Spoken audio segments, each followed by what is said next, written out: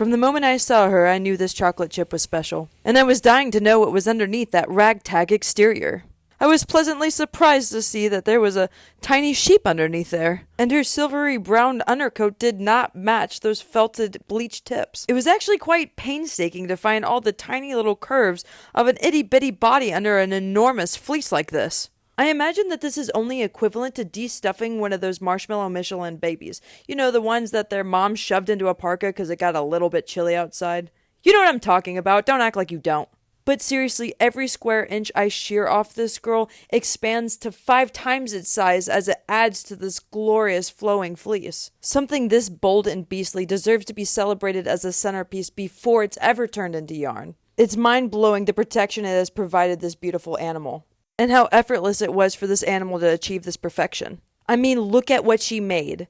I think it would look beautiful in front of a fireplace.